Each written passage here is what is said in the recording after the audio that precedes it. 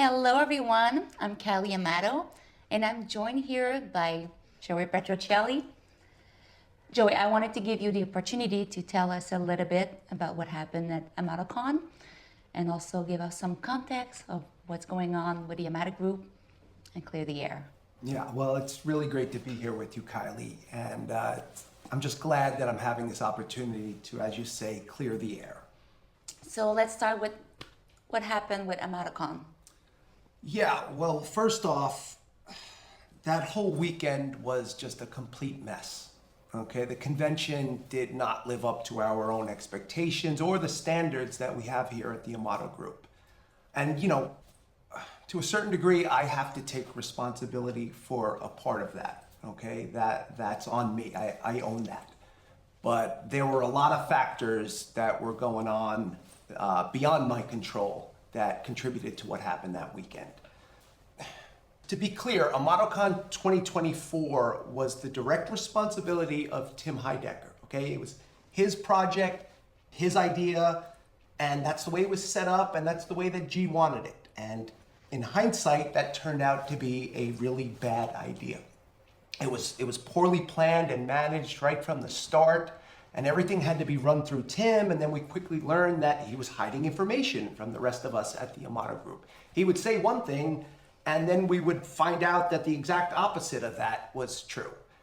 Once we realized that everything was going sideways, we brought in a whole ton of help, but it was unfortunately just too late. We didn't have enough time in terms of, the vendors and the guest speakers and the attendees and nobody, including Mr. Amato, was happy with the way things were handled that weekend. It was a huge disappointment, to say the least. So let's talk about what happened outside.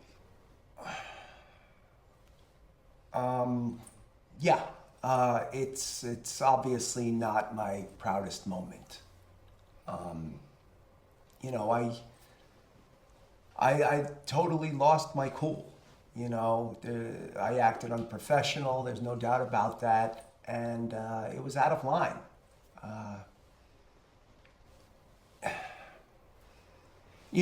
I play that moment back in my head over and over, and believe me, Kylie, when I tell you, I just wish I let him take the damn car and let the police handle it from there, But, I let him get the best of me. I let him get the best of me. And, by the way, he provoked and attacked me first, and when the police showed up and they reviewed the tapes and they talked to everyone that was there were no charges filed. Okay, I acted in self-defense, and thankfully the police saw it that way too. However, my actions toward Mr. Turkington, there's no excuse for that. It was completely unwarranted. But I genuinely didn't realize that was him in the wizard robe, and I sort of turned and I sort of freaked, and fortunately I've spoken to him. I've spoken to him since the incident, and I sincerely apologize to him, and we've come to an understanding about what happened that night, and and additionally the Amato Group has compensated him for his pain and suffering, and we're all just happy we can put this behind us, and we didn't have to get lawyers involved. Good. So where do things stand with the Amato Group and Mr. Heidecker?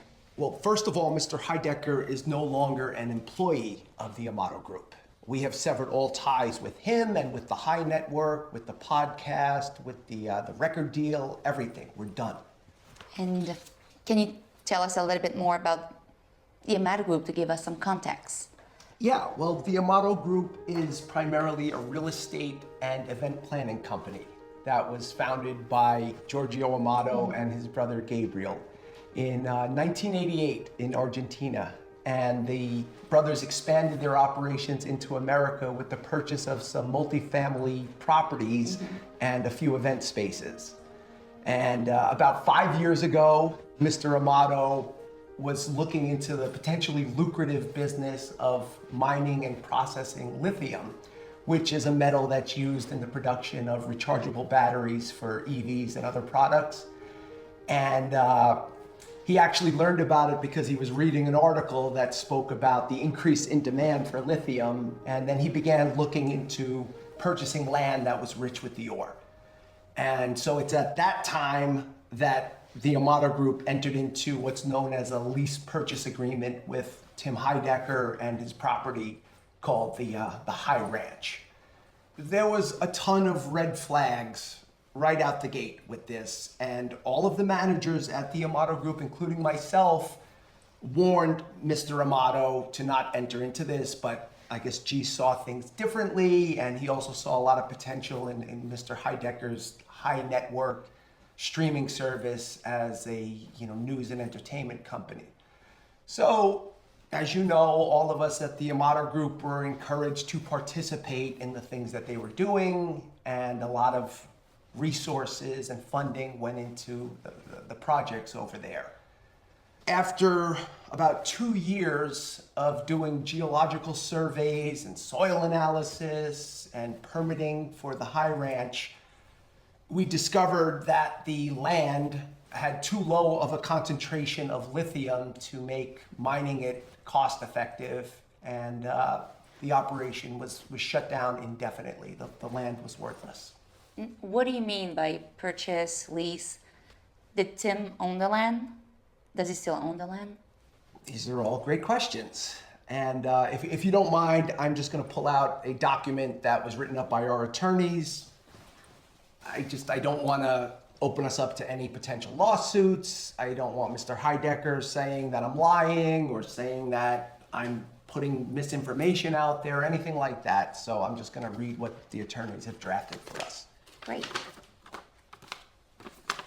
So, at the time that the Amato Group was interested in the property, Mr. Heidecker did in fact own the land through a family trust with his now ex-wife that he controlled. However, as part of the deal, the trust conveyed the deed in full to the Amato Group for liability and permitting purposes. In exchange, Mr. Heidecker retained a percentage of the mineral royalty interest, which is essentially a cut of anything that is extracted from the soil.